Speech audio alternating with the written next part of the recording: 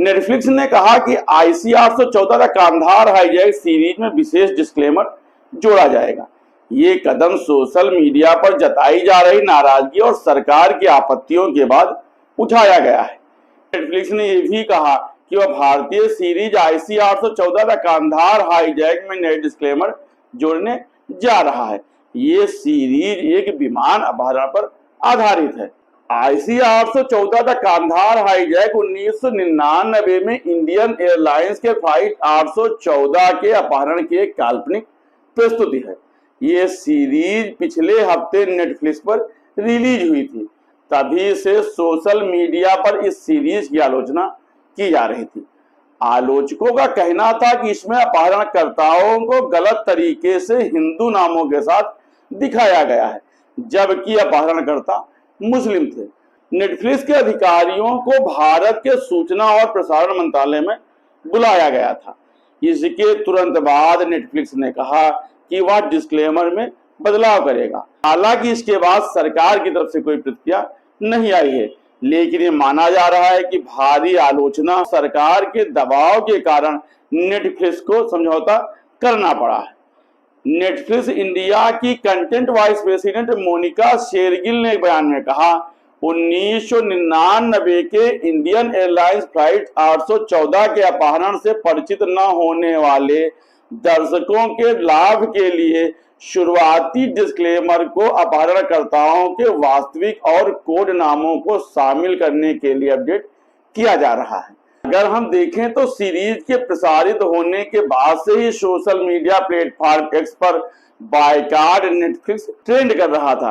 कई यूजरों और सत्ताधारी पार्टी के सदस्यों ने इस सीरीज की आलोचना किया था। उन्होंने कहा था कि इसमें अपहरणकर्ताओं को सकारात्मक रूप से दिखाया गया है और दर्शकों को गुमराह किया गया है कि वे हिंदू थे। इसी प्रकार से कुछ पार्टी के प्रवक्ताओं का यह कहना था कि इस सीरीज में अपहरणकर्ताओं की आपराधिक मंशा को सही ठहराने की कोशिश की गई है और लोगों को यह सोचने के लिए मजबूर किया गया कि विमान को हिंदुओं ने हाईजैक किया था।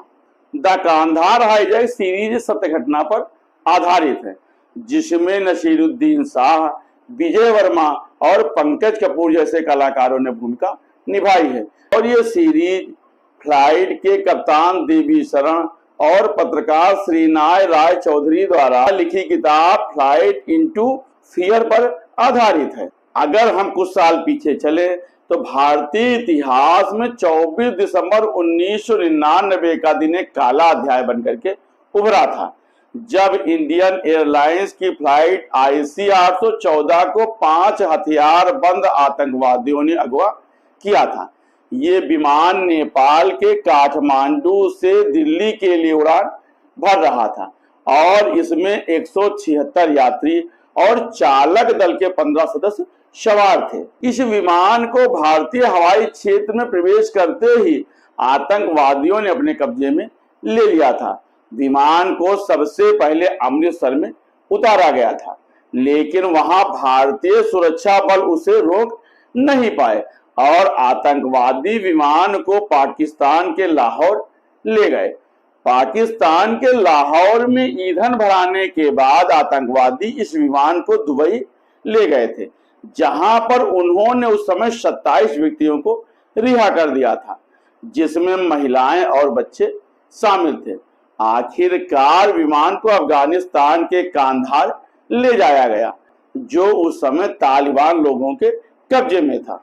उस समय अपहरणकर्ताओं की मांग थी कि भारत 3 बड़े आतंकवादियों मसूद अजहर, अहमद उमर सईद शेख और मुश्ताक अहमद जरगर को रिहा करे। कांधार में विमान को कई दिनों तक जमीन पर रोके रखा गया था।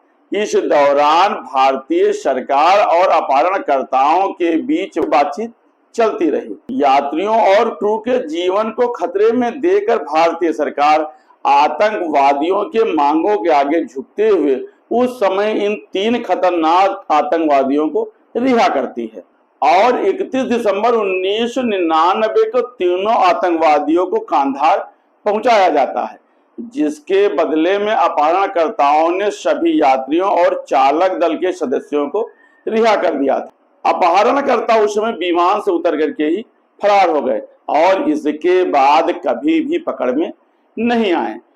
जबकि अपहरणकर्ताओं की मांग पर रिहा किए गए 3 आतंकवादियों में से एक मसूद अजहर बाद में जैश ए मोहम्मद जैसे खतरनाक आतंकी संगठन का प्रमुख बनता है, जिसने इसके बाद भारत में कई बड़े आतंकी हमले किए थे, जिसमें सैकड़ों लोग मारे गए थे। ये इस वास्तविक विमान अपहरण की घटना थी, लेकिन नेटफ्लिक्स के द्वारा जो सीरीज बनाई गई वो सीरीज ही विवादों का जड़ बनती है। नेटफ्लिक्स की सीरीज पर विवाद की जड़ में इस सीरीज में दिखाए गए आतंकवादियों के नाम हैं।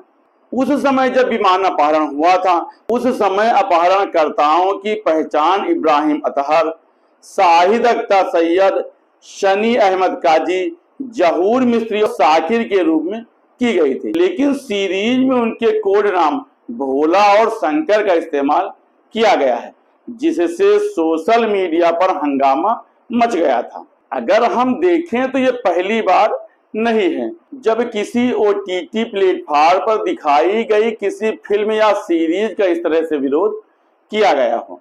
2021 में अमेजॉन प्राइम पर दिखाई गई वेब सीरीज तांडव के खिलाफ भी उस समय हिंदू संगठनों ने विरोध किया था।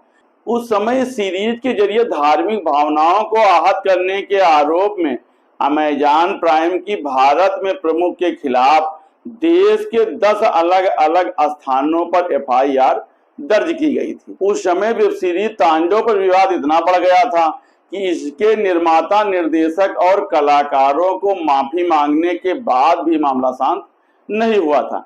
इस पर भी आरोप लगे थे कि इसने हिंदू देवी देवताओं का अपमान किया है और इस तरह से बहुसंख्यक हिंदू समाज की भावनाओं को ठेस पहुंचाई है। आखिर उस समय इस वेब सीरीज में ऐसा क्या हुआ था कि हिंदुओं की भावनाएं आहत हुई थी? इसमें भी उस समय 2 दृश्यों पर लोगों को आपत्तियां थी।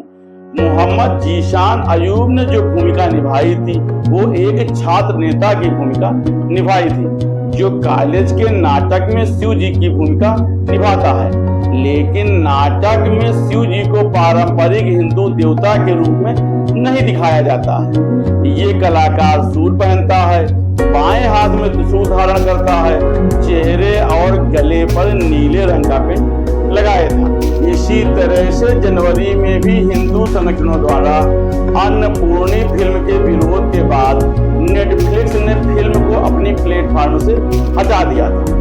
यहाँ पर आपको ये बताना जरूरी है कि फिल्म में नयनतारा की सहेली उसे मांस खाने के लिए कहती है और उसका ये तर्क होता है कि इसमें कोई बुराई नहीं है क्योंकि भगवान भी मांस खाते थे। इस सीन को भी लेकर के उस समय काफी विवाद उठे थे और हिंदू समुदाय ने इसे धार्मिक भावनाओं को ठेस पहुंचाने वाला सीन बताते हुए उस समय इसका विरोध किया था।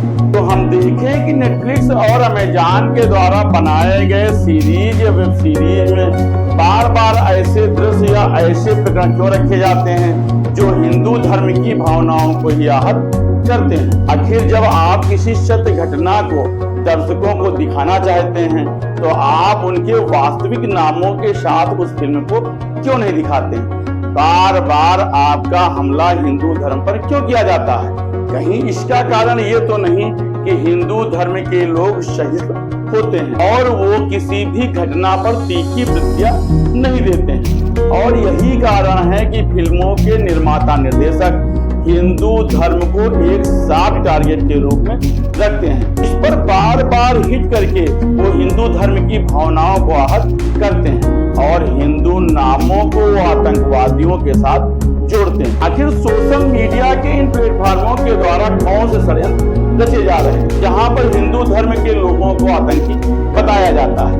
गनीमत ये रही है कि नेटफ्लिक्स ने पाकिस्तान के विमान को अपहरण करके भारत में नहीं उतारा। बाकी इसके अलावा उन्होंने भारत की छवि को खराब करने में कोई कसर नहीं छोड़ी। ऐसी स्थिति में हमें सोशल मीडिया के प्लेटफॉर्मों को कड़ा प्रतिरोध देना चाहिए।